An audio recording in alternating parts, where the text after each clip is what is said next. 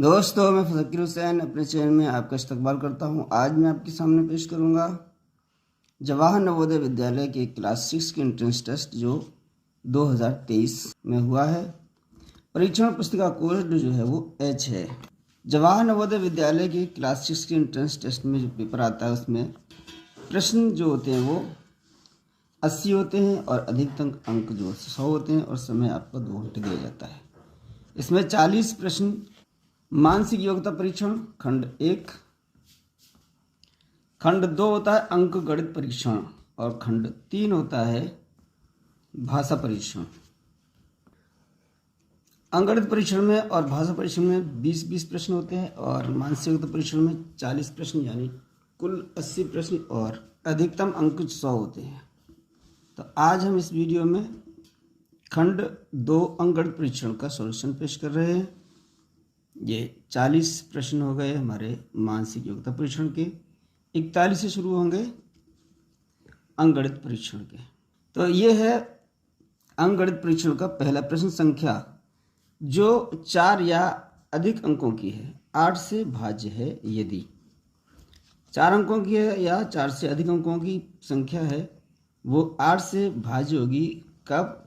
जब अंतिम 3 अंक 8 से भाज्य हों तो पूरी संख्या ही 8 से भाज्य होती है। तो इसका डी ऑप्शन जो है वो सही है। अगला प्रश्न 5 सेमी को किलोमीटर में लिखते हैं, 5 सेंटीमीटर को किलोमीटर में बदलना है। तो ये है हमारे 5 सेंटीमीटर। 5 सेमी होती है छोटी इकाई होती है, किलोमीटर बड़ी इकाई होती है। छोटी इकाई को बड़ी इकाई में बदलने के लिए हम उसका भाग देते हैं। 1 मीटर में 100 सेंटीमीटर होते हैं तो 100 का भाग दे देंगे। अब ये हमारा क्या बदल गया? मीटर में बदल गया ये। अब 1000 मीटर के 1 किलोमीटर होता है तो 1000 का भाग दे देंगे तो ये फिर किलोमीटर में बदल जाएगा। ये हमारा 5 सेमी था, अब ये आ जाएगा, इतना जो आएगा वो किलोमीटर में आ जाएगा। अब जो आंसर दिया है वो दशमलव में दिया है तो बटे में जितने ज़ीरो की संख्या होती है उतने ही अंकों के बाद दशमलव लगा देते हैं। तो ये आ जाएगा 5 बटे गुणा कर देंगे 1 2 3 4 5, 1 2 3 4 5 जीरो हो गए। तो ये 5 जीरो वाली संख्या है यानी ये 1 लाख है। तो हम 5 अंकों के बाद दशमलव लगाएंगे। एक अंक हमारा 5 हो गया, दूसरा अंक हो गया 0, तीसरा 0, चौथा 0, पाँचवा 0, 1 2 3 4 5 के बाद दशमलव लगा देंगे, उसके बाद 0 और लगा देंगे। तो ये बदल जाएगा 5 सेमी किलोमीटर में, यानी 5 सेंटीमीटर को किलोमीटर में बदलें तो 0.00005 किलोमीटर आएगा। अब ऑप्शन में देखते हैं हम, सी विकल्प में है 0.00005 यानी 5 अंक के बाद दशमलव है 1 2 3 4 5, तो सी विकल्प ही हमारा सही है। अगला प्रश्न है निम्नलिखित में से कौन सी संख्या 3 4 5 तथा 6 से भाज्य है? तो वो संख्या 3 4 5 6 से भाज्य होगी जो इन चारों संख्याओं का लासा होगी। इसका लासा निकाल लेते हैं। तो लासा निकालने के लिए भाग विधि है हमारी, इसका भाग देते हैं। जिसका भाग चला जाए 2 का भाग जा रहा है इसमें, 3 में नहीं जा रहा 3 ऐसे उतार लेंगे, 4 में जा रहा 2 बार, 5 ऐसे उतार लिए 5, 6 का जा रहा है 6 में जा रहा है 2 3 6। अब इसमें 3 का भाग चला जाएगा, इसमें भी 3 एकम 3, 2 में नहीं जाएगा 2 5 और 3 एकम 3। अब 2 और 5 बचे हैं तो 2 का एक बार और 5 का एक बार और, ये 1 1 आ गए हैं। अब इसमें किसी का भाग नहीं जाएगा। अब इन संख्याओं को गुणा कर लेंगे तो ही हमारा लासा आ जाएगा और वही संख्या 3 4 5 6 से भाज्य होगी। तो इसका लासा हो गया 2 गुणा 3 गुणा 2 गुणा 5, 2 3 6 2 12 5 60। तो ये 60 इसका लासा है और 60 ही ऐसी संख्या है जो इन तीनों यानी चारों संख्याओं से भाज्य होगी, 3 4 5 तथा 6 से। तो 60 है बी विकल्प में, तो बी विकल्प इसका सही है। 4.239 को 0.9 से भाग करने पर प्राप्त होगा। 4.239 इसमें भाग देंगे 0.9 का। तो हमने पहाड़ा 9 का सीखा है, 0.9 का पहाड़ा नहीं सीखा, इसलिए दशमलव को हम हटा देंगे। दशमलव हटाने के लिए दोनों संख्याओं में हम 10 का गुणा कर दें। 10 का गुणा करने से एक अंक दाईं तरफ ये दशमलव हट जाएगा, तो ऊपर आ जाएगी 42.39 और नीचे आ जाएगी 9। अब 9 का हम पहाड़ा पढ़ देंगे, इसमें 9 का भाग दे देंगे 42.39। 9 का पहाड़ा पढ़ दिया है, 9 चौक 36 हो जाएगा। बचेंगे हमारे 6 दशमलव के बाद दशमलव की संख्या उतारेंगे, दशमलव लगा लेंगे ऊपर। 3 को उतार लिया है हमने, 9 सत्ते 63। उसके बाद 9 एकम 9। तो ये जो हमारा आया है आंसर 4.71। 4.71 ये है बी विकल्प में, बी विकल्प इसका सही है। मेरी घड़ी पर समय 7:05 प्रातः है, यानी सुबह के 7:05 हुए हैं। यह 25 मिनट आगे है, तो सही समय क्या होगा? तो ये 25 मिनट अधिक बता रही है, इसमें से 25 मिनट घटा देंगे तो सही समय हमारा आ जाएगा। तो ये है 7:05 हो रहे हैं फिलहाल। ये 25 मिनट आ गया तो 25 इसमें से मिनट घटा देंगे। तो ये हमारे है घंटा और ये है मिनट। मिनट में से मिनट घटाएंगे, घंटे में से घंटे घटाएंगे। तो यहाँ 5 मिनट हैं और यहाँ नीचे घटाना है 25 मिनट। 5 मिनट में से 25 मिनट घटाना है, तो ये 5 में से 25 नहीं घटेंगे। तो फिर यहाँ से 1 घंटा उधार लेंगे। तो 1 घंटा होता है हमारे 60 मिनट का, 60 मिनट इधर से ले लिए हैं और 5 मिनट ये हैं, तो ये हो गए हमारे 65 मिनट। 65 में से हम 25 मिनट घटा देंगे, तो ये आ जाएगा 5 में से 5 घटाएंगे 0, 6 में से 2 घटाए 4, तो ये आ जाएगा 40 मिनट। यहाँ पर 7 घंटे थे, 7:05 हो रहे थे, यहाँ पर 1 घंटा इधर चले गया, तो 6 घंटे बचे हैं। तो इसका मतलब ये है सही टाइम जो होगा वो 6:40 होगा। तो 6:40 ये है हमारा सी विकल्प में, सी विकल्प सही है। 80 विद्यार्थियों का एक समूह पिकनिक पर गया। इस समूह में 20% विद्यार्थी लड़कियां हैं तथा शेष लड़के हैं। इसमें कितनी और लड़कियां सम्मिलित की जाएं कि समूह में लड़के 70% हो जाएं? तो टोटल विद्यार्थी हैं 80, इसमें 20% लड़कियां हैं, तो लड़कियां कितनी हो गई? तो लड़कियों की संख्या हम अगर निकालें तो ये है हमारी 20%। 80 का 80 गुणा 20% का 20/100, 1 और 1 2 0 कैंसिल आउट हो गए, 8 दूनी 16। इसका मतलब इसमें लड़कियों की संख्या हमारी 16 है। तो लड़के कितने हैं? 80 में 16 लड़कियां हो गई, तो लड़के हमारे बचे हैं 4 और 6, यानी 64 लड़के बचे हैं। अब इसमें कितनी और लड़कियां सम्मिलित की? लड़कियों इसमें 80 में और कितनी जोड़ी जाएं कि लड़कों का जो समूह में लड़के 70% हो जाएं। मान लिया 80 में हमने x लड़कियां और जोड़ दी, तो इसमें इसका परसेंट जो है वो 70%, ये बराबर हो 64। तो लड़कियां जो मिलाई गई हैं वो x हैं, तो हम 80 + x ये है हमारा 70/100। 0 से 0 कट गया, ये बराबर आ रहा है हमारा 64। तो 80 + x बराबर 10 का यहाँ गुणा कर देंगे 640/7। तो ये आ जाएगा x बराबर 640/7 - 80। 640 - 7 × 8 = 56। तो इसमें हमारा जो x की वैल्यू आ जाएगी वो कितनी आएगी? इसमें से माइनस कर देंगे, तो 0, 14 में से 6 गए 8 और यहाँ से 0, तो 80/7। 7 से डिवाइड कर दें, 7 एकम 7, 1 बचेगा 10, 7 एकम 7। इसमें 11 लड़कियों की संख्या आ गई है। 11 इसमें कोई ऑप्शन में नहीं है, तो 11 के नज़दीक हमारा 12 है, तो 12 ही हमारा जो आंसर होगा वो सही होगा। तो सी विकल्प इसका सही है। 1250 मीटर लंबी एक रेलगाड़ी 2 मिनट में 1 किमी की दूरी तय करती है। ये रेलगाड़ी दूसरी खड़ी रेलगाड़ी को 4 मिनट में पार कर लेती है। रेलगाड़ी की लंबाई कितनी है?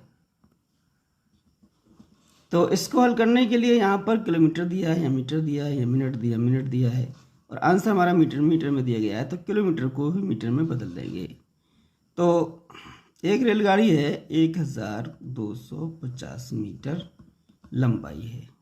तो ये रेलगाड़ी मान लेते हैं Y1, जिसकी लंबाई 1250 मीटर है।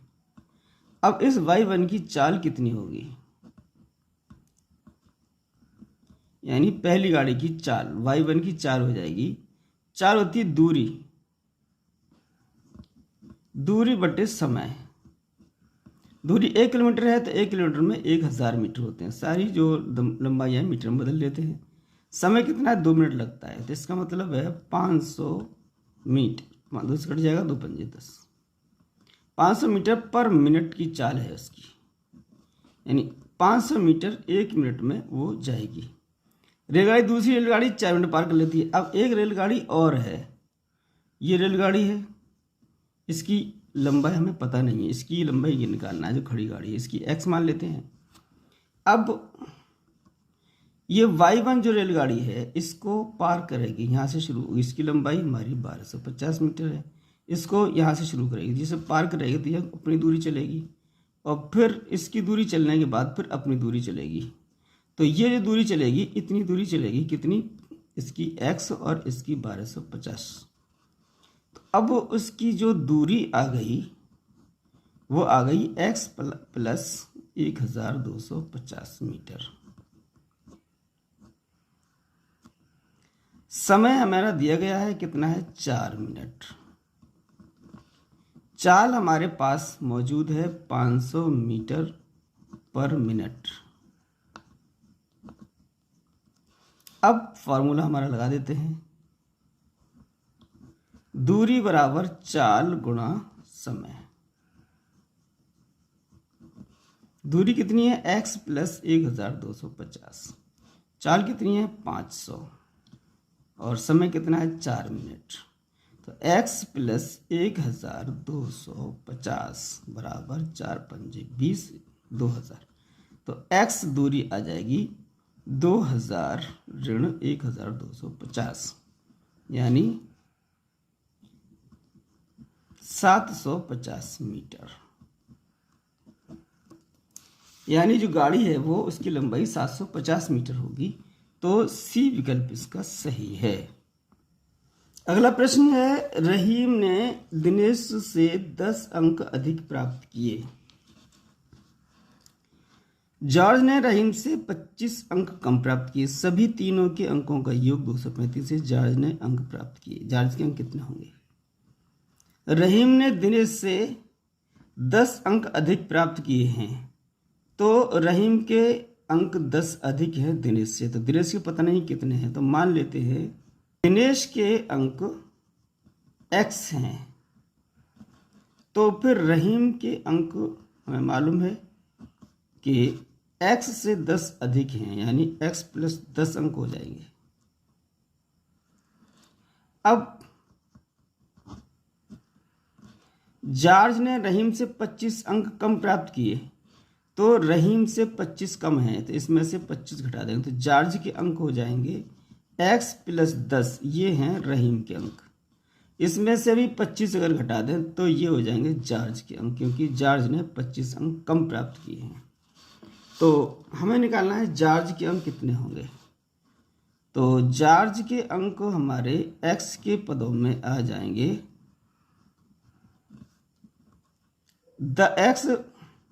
x प्लस 10 प्लस के हैं, 25 माइनस के हैं, तो 25 में 10 घट जाएंगे तो माइनस के 15 बच जाएंगे, तो x माइनस 15 अभी x के रूप में आया है। लेकिन एक चीज़ और देखिए, तीनों के अंक हमारे 235 हैं, तो तीनों के अंक कितने हैं? दिनेश के अंक x, रहीम के अंक x प्लस 10, जॉर्ज के अंक x माइनस 15। इन तीनों अंकों को अगर जोड़ दिया जाए तो ये हमारे 235 के बराबर हैं। यहाँ से x की वैल्यू निकाल लेते हैं। तो 1x, 2x, 3x, ये हो गए 3x। 10 प्लस के 15 माइनस के, तो माइनस के 5 बच जाएंगे, 235। 5 इधर ले लें तो ये माइनस के अंदर प्लस के हो जाएंगे। 3x बराबर 235 धन 5, ये हो जाएंगे 240। तो x बराबर आ जाएगा 3, इसमें ले लेंगे 240/3। तो x की वैल्यू आ गई है 3 × 24, 80। इसका मतलब दिनेश के अंक 80 आ गए और रहीम के अंक 90 हो जाएंगे, 10 अधिक हैं। और जॉर्ज के अंक रहीम से 25 कम हैं, हमें जॉर्ज के अंक निकालना है। ये बराबर हो जाएगा, रहीम के अंक 90 है, इससे 25 कम है, तो ये आ जाएगा हमारा 65 अंक। 65 है हमारा बी विकल्प में, बी विकल्प इसका सही है। अगले प्रश्न में कुछ संक्रियाओं के साथ संख्याएं दी गई हैं। तो ये है 10 × 10 धन बड़ा कोष्ठक दिया गया है 400, भागित मझला कोष्ठक है 100 माइनस छोटा कोष्ठक 50 ऋण 3 × 10 पे लाइन कोष्ठक, और ये सब कोष्ठक बंद हो गए हैं। इसका सरलीकरण करने पर प्राप्त, इसको हम सरल करें, यानी जो संक्रियाएं दी गई हैं उनको हल करके निकालें तो फिर आंसर कितना आएगा। तो इसके लिए हम बोर्ड मास लॉ का नियम लगाएंगे। इसमें क्या होता है, पहले हम ब्रैकेट ऑफ करते हैं। तो ब्रैकेट हमारा सबसे छोटा ब्रैकेट है लाइन ब्रैकेट, तो लाइन ब्रैकेट को पहले ऑफ करेंगे। बाकी के ये ब्रैकेट से बाहर है, इसमें मल्टीप्लाई कर लेते हैं, ये हो जाएगा 100 प्लस बड़ा कोष्ठक, इसको ऐसे रखेंगे, भागित इसे भी ऐसे रखेंगे, 100 ये भी ऐसे रहेगा, माइनस 50 भी ऐसे रहेगा, ऋण। इसको हम हल करेंगे लाइन कोष्ठक को, तो ये गुणा हो रहा है 3 का 10 में, 10 × 30 हो जाएगा। अब लाइन कोष्ठक हमारा ब्रेक हो चुका है। इसके बाद छोटा कोष्ठक, इसको हल करेंगे, बाकी के ऐसे रखेंगे। 100 धन बड़ा कोष्ठक 400 भागित मझला कोष्ठक 100 ऋण, इसको हम घटा देंगे 50 में से 30 घटा दिए तो ये 20 बच गए। अब ये भी कोष्ठक छोटा ब्रेक हो चुका है, अब मझला कोष्ठक बचे। अब 100 प्लस 400 भागित, अब ये मझला कोष्ठक ब्रेक करते हैं, 100 में से 20 घटाते हैं, 80 बचेगा। अब हमारा कोष्ठक बचा है बड़ा, मझला भी कोष्ठक हल हो चुका है। अब ये 100 बड़ा कोष्ठक में क्या है, 400/80 है, तो 400 में 80 का भाग दे देंगे, तो ये आ जाएगा 0 0 8 × 40, तो ये आ गया 5। बड़ा कोष्ठक भी हमारा हल हो चुका है, 100 धन 5, 100 में 5 को जोड़ देंगे तो ये आ जाएंगे 105। अब ये सरल हो गया, हमारा 105 आया है। 105 है डी विकल्प में, तो डी विकल्प इसका सही है। 50वां प्रश्न है 360 ग्राम 3 किलोग्राम का कितना प्रतिशत है। तो इसको प्रतिशत निकालने के लिए दोनों राशियों को एक ही यूनिट में यानी एक ही मात्रक में बदलना है। तो ये देखें, इसमें 360 ग्राम है, 3 किलो है, तो इसको भी ग्राम में बदल दें तो 1 किलो में 1000 ग्राम होते हैं, तो 3 किलो में 3000 ग्राम हो जाएंगे। तो 3000 का कितना प्रतिशत यानी x%, ये बराबर है 360। 360 ग्राम 3 किलो का कितने परसेंट है, तो हम मान लेते हैं 3000 ग्राम का x% 360 है। तो अब 3000 गुणा x/100 बराबर 360। यहाँ से x की वैल्यू निकालेंगे, 1 2 0 कैंसिल आउट हो चुके हैं। x की वैल्यू निकालने के लिए ये 30 को इधर ले आएंगे, वो डिवाइड में आ जाएंगे, तो ये आ जाएगा x बराबर 360/30। 30, एक जीरो से फिर जीरो कैंसिल हो गया, 3 एकम 3, 3 दूनी 6, यानी ये आ गया 12%। तो इससे साबित होता है कि 3000 का 12% हमारा 360 हो जाएगा। तो 12% है हमारा पहले ही विकल्प में, तो ए विकल्प इसका सही है। एक वस्तु के क्रय मूल्य और विक्रय मूल्य का अंतर 240 है, यदि लाभ 20% है तो विक्रय मूल्य कितना है। तो प्रश्न में हमें न क्रय मूल्य मालूम है न विक्रय मूल्य मालूम है, तो इसका अंतर दिया गया है। इसका अंतर का मतलब है लाभ जो है वो 240 रुपये है। लाभ जो होता है वो क्रय मूल्य और विक्रय मूल्य के अंतर को ही हम कहते हैं। अब लाभ जो है वो 240 है और ये लाभ क्रय मूल्य का होगा और वो होगा 20%। तो लाभ बराबर हमारा हो जाएगा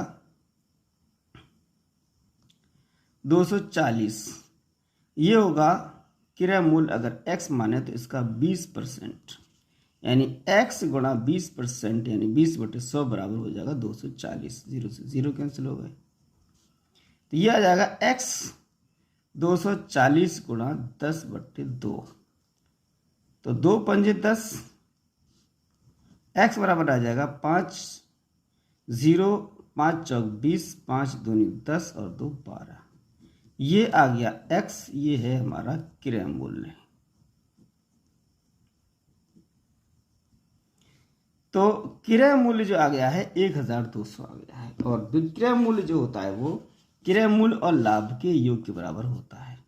तो 240 और 1200 यानी 1440 रुपये विक्रय मूल्य होगा। 1440 ये है बी विकल्प में, बी विकल्प इसका सही है।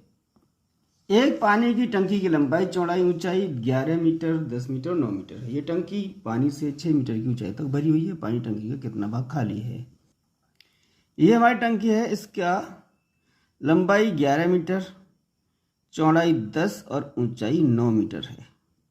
अब ये टंकी जो है 6 मीटर तक ऊंचाई तक भरी है। ये है टोटल ऊंचाई हमारी 9 मीटर है और 6 मीटर तक भरी हुई है।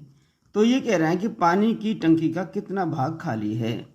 तो भाग खाली ऊपर कितनी बची, 3, खाली भाग हमारा होगा 3/9, यानी 9 में 3 भाग खाली है। तो 3 एकम 3, 3 त्रिका 9, यानी 1/3, ये जो है 1/3 भाग खाली है। तो ये है बी विकल्प में, बी विकल्प इसका सही है। एक हॉल के फर्श जिसकी विमाएं यानी उसकी लंबाई चौड़ाई 12 मीटर और 10 मीटर है, इसकी पूरी तरह ढकने के लिए विमाएं 10 सेमी और 8 सेमी की कितनी आयताकार टाइलें चाहिए। यानी ये कोई हॉल है, इसका फर्श है, इसका 12 मीटर लंबाई है, 10 मीटर चौड़ाई है, इसमें 10 सेमी और 8 सेमी की टाइलें लगना है। कितनी टाइलें लगेंगी, तो इसमें क्या होगा, पूरे फर्श का क्षेत्रफल निकाल लेंगे। फर्श का क्षेत्रफल आ जाएगा 12 गुणा 10। अब एक टाइल का क्षेत्रफल ये है लंबाई 10, 8 चौड़ाई, ये है क्षेत्रफल मीटर का वर्ग और ये है सेंटीमीटर का वर्ग। तो टाइलों की हम संख्या निकालेंगे तो फर्श का क्षेत्रफल में एक टाइल के क्षेत्रफल का भाग दे देंगे। टाइल्स की संख्या ये आ जाएगी हमारी फर्श का क्षेत्रफल। फर्श जो है 12 मीटर लंबा है और ये सेंटीमीटर दी गई है, तो इसको सेमी में बदल लेते हैं। 1 मीटर में 100 सेंटीमीटर होते हैं, तो 100 का गुणा कर देंगे लंबाई में और 10 गुणा 100 गुणा कर देंगे चौड़ाई में, बटे में 10 गुणा 8। 10 से 10 ये कैंसिल हो गया। अब 4 से ये कैंसिल कर देंगे, 4 तिया 12, 4 दूनी 8, 3 ये बच गए, 100 ये आ गए और इस 2 से ये 100 को भी डिवाइड कर दें तो 50 ये आ जाएंगे। तो 1 2 3 0 तो ये हो गए। 3 का गुणा कर देंगे 1 में 3 कम 3, 3 पंजे 15, तो ये आ जाएगा 15,000। 15,000 टाइलें लगेंगी, तो बी विकल्प इसका सही है।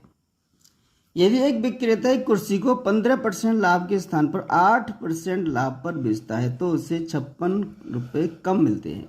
कुर्सी का क्रय मूल्य कितना है? तो प्रश्न में कुर्सी का मूल्य नहीं दिया गया है, तो हम कुर्सी का मूल्य मान लेते हैं। कुर्सी का मूल्य है वो x रुपये है, क्योंकि हमारा जो लाभ होता है वो क्रय मूल्य पर ही निकलता है और क्रय मूल्य ही हमें पूछा गया है। अगर वो 15% पर बेचता, यानी x गुणा 15%, यानी x का 15%, ये जो पैसे आते, और उसने बेचा हमारा 8%, यानी x का 8%, इतने जो पैसे आए हैं वो 56 रुपये कम है। अगर इसमें से ये घटा दें तो ये बराबर 56 के आ जाएगा। अब x गुणा 15/100 ऋण x गुणा 8/100 ये बराबर है 56 के। अब x दोनों में है तो x तो x रहेगा, 15 में से 8 घटा देंगे क्योंकि हर इसका बराबर है, तो ये आ जाएगा 7। तो x बराबर आ जाएगा 56 गुणा 100/7। 7 से 56 कैंसिल होगा, 7 8 56, 8 का गुणा 100 में कर देंगे तो x आ जाएगा 800 रुपये। 800 रुपये है हमारे बी विकल्प में, बी विकल्प इसका सही है। एक मालगाड़ी जिसकी लंबाई 1 किलोमीटर है 45 किलोमीटर की चाल से चल रही है। इस मालगाड़ी को 2 किमी लंबी सुरंग से निकलने में समय लगेगा। गाड़ी की लंबाई 1 किलोमीटर, चाल 45 किलोमीटर घंटा है और ये सुरंग 2 किलोमीटर में से निकलेगी। ये 2 किलोमीटर है, तो यहाँ से ये चलेगी, चलने के बाद यहाँ तक पहुँचेगी, 2 किलोमीटर चलेगी, फिर अपनी लंबाई के बराबर फिर निकलेगी, तब इसे पार कर पाएगी। तो जो दूरी चलेगी वो कुल दूरी हो जाएगी कितनी? तय की गई कुल दूरी वो आ जाएगी 1 ये और 2 ये 3 किलोमीटर। तो टोटल दूरी चलने में वो 3 किलोमीटर कितना समय लेगी, समय निकालना है। तो समय बराबर, ये फॉर्मूला में याद होना चाहिए, समय बराबर होता है दूरी बटे चाल। दूरी है 3 किलोमीटर और चाल है 45 किमी प्रति घंटा। तो ये जो आएगी वो घंटे में आ जाएगी। 3 एकम 3, 3 एकम 3, 3 पंजे 15, 1/15 ये आ जाएगा घंटा। अब ये दिया गया है मिनट में, उत्तर दिया गया है मिनट में, तो इसे मिनट में बदल देंगे। तो घंटों को मिनट में बदलने के लिए क्या करें, 60 का गुणा कर दें। तो 15 से कैसे करते हैं, 15 चौक 60, तो ये उत्तर आ गया है मिनटों में 4 मिनट उत्तर आ गया है इसमें। तो 4 मिनट है हमारे डी विकल्प में, तो डी विकल्प इसका सही है। अगला प्रश्न है 5555 को लिखा जाएगा। तो इकाई, दहाई, सैकड़ा, हजार, ये हमारी गिनती लिखने का भारतीय तरीका है। 5000 हजार के नीचे 5, 500 सैकड़े के नीचे 5, 55 5 दहाई 5 इकाई, ये हो गए 5555 और ये है हमारा डी विकल्प में, तो डी विकल्प इसका सही है। सभी अंकों 9 7 0 4 का प्रयोग कर 4 अंक की बड़ी से बड़ी संख्या और छोटी छोटी संख्या का अंतर ज्ञात करना है। तो ये है 9 7 0 4, तो इससे बनने वाली 4 अंकों की सबसे बड़ी संख्या पहले निकाल लेते हैं। तो ये पहले सबसे बड़ा अंक, उससे छोटा 7, उससे छोटा 4 और सबसे छोटा 0, तो ये आ जाएगी 9740। इन 4 अंकों से बनने वाली सबसे बड़ी 4 अंक की संख्या है। अब सबसे छोटी संख्या अगर हम बनाते हैं तो इसको उल्टा लिख देते हैं। तो अगर इसका उल्टा लिखें, सबसे छोटी संख्या इन्हीं अंकों से बनने वाली, तो अगर हम इसको इस तरह लिखते हैं 0 4 7 9। तो 0 जो सबसे पहला है ये अंकों में नहीं गिना जाता है, ये 3 अंकों की संख्या हमारी मानी जाएगी। तो फिर और अगर 0 बीच में आता है तो फिर गिना जाता है, तो 4 को इधर ले लेंगे, 0 को इधर ले लेंगे, यहाँ आ जाएगी सबसे छोटी संख्या 4079। अब इसका अंतर पूछा है, इसका अंतर क्या होगा? अंतर के लिए हम इसे घटा देंगे, 10 में से दाई लेंगे इधर, 9 में 9 घटा दिए, 1 बच जाएगा। यहाँ 3 बचे, यहाँ दाई ले लेंगे, 13 में से 7 घटाए 6 बच गए। यहाँ 1 दाई इधर चली गई, 6 बच गए। यहाँ से 9 में से 4, तो ये संख्या आ गई है 5661। 5661 है हमारे डी विकल्प में, तो डी विकल्प इसका सही है। अगला प्रश्न है, दो संख्याओं का योगफल 8 है तथा उनका गुणनफल 15 है, इनके व्युत्क्रमों क्रमों का योगफल क्या होगा? तो इस प्रश्न में दो संख्याओं का योगफल दिया है 8 है और उनका गुणनफल 15 है, तो उनके व्युत्क्रमों का योग क्या होगा? तो देखते हैं, योगफल 8, दो संख्याएं हैं, योगफल किस किस का 8 होगा? 1 हो सकती है, 7 हो सकती है, 2 और 6 हो सकती है। इनका योगफल कितना आ रहा है? 8। 3 और 5 हो सकती है और 4 और 4 हो सकती है। इनके अलावा इधर रखना पड़ेंगे 5 3, तो ये वापस आ जाएंगे। ये 4 पेयर इसमें संभावित हैं, जिनमें से जिनका योग जो है वो 8 आ रहा है। अब कह रहे हैं गुणनफल 15 है, तो इनका गुणनफल किसका 15 होगा? 7 एकम 7, इसका गुणनफल 7 है, 6 दूनी 12 है, 3 पंजे 15 है। इनका जो पेयर आ रहा है 8, इनका योग आ रहा है, उनका गुणा 15 आ रहा है। तो ये हमारी संख्याएं हो गई, एक 3 हो गई और एक 5 हो गई। तो ये दो संख्याएं आ गई हैं जिनका योग 8 है और गुणनफल 15 है। अब इनके व्युत्क्रमों का योग निकालना है। व्युत्क्रम क्या होता है? 3 का व्युत्क्रम 1/3 और 5 का व्युत्क्रम 1/5। अब इनका योग निकालना है, तो इनको जोड़ देंगे। तो इनके जोड़ने के लिए 5 का गुणा इसमें किया तो 5 एकम 5, 3 का गुणा किया इसमें 3 एकम 3, 5 तिया 15, तो ये आ गया 8/15। तो ये हमारा आंसर हो गया। यहाँ से क्या देख रहे हैं? अगर कोई दो संख्याएं हैं जिनका गुणनफल 15 है और उनका योग 8 है, तो उनके व्युत्क्रमों का योग क्या हो जाएगा? यानी उन संख्याओं का योग अंश हो जाएगा, उन संख्या गुणा हर हो जाएगा। तो ये है हमारा 8/15, ए विकल्प इसका सही है।